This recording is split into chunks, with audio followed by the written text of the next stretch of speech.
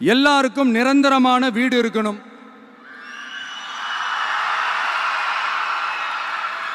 ஒவ்வொரு வீட்டுக்கும் ஒரு மோட்டார் சைக்கிள் வாகனம் உறுதியா இருக்கணும். காரும் தான் லட்சியம். அதுக்கான வசதி வாய்ப்பை உருவாக்குற அளவுக்கு பொருளாதார வளர்ச்சிக்கு வழியை உண்டாக்கணும். ஒவ்வொரு வீட்டில் இருக்கிற ஒவ்வொருத்தரும் மினிமம் டிகிரி படிச்சிருக்கணும்.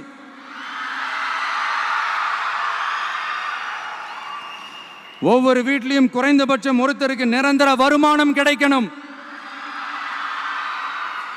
அதுக்கான வேலை வாய்ப்பை உருவாக்கணும். அதுக்கு தகுந்த மாதிரி கல்வியில பாடத்திட்டத்தில் சீர்திருத்தம் செய்யணும். கவர்மெண்ட் ஹாஸ்பிட்டல்ஸுக்கு மக்கள் எல்லாரும் பயம் இல்லாம நம்பி போற மாதிரி மாத்தணும். பருவமழை காலத்தில் ஏற்படுற வெள்ளத்தால ஊரும் சரி மக்களும் சரி விவசாயமும் சரி பாதிக்கப்படாம இருக்கணும். அதுக்கு 4000 கோடி திட்டம்னு ஒரு உருட்டுனாங்களே, அந்த மாதிரிலாம் எதுவும் இல்லாம உண்மையான ஒரு பாதுகாப்பு திட்டத்தை உருவாக்கணும். மீனவர்களோட, தொழிலாளர்களோட, நெசவாளர்களோட, அரசு ஊழியர்கள் மற்றும் ஆசிரியர்களோட கருத்து கேட்டு அவங்களுக்கான பாதுகாப்பு மற்றும் வளர்ச்சி திட்டங்களை உருவாக்கணும்.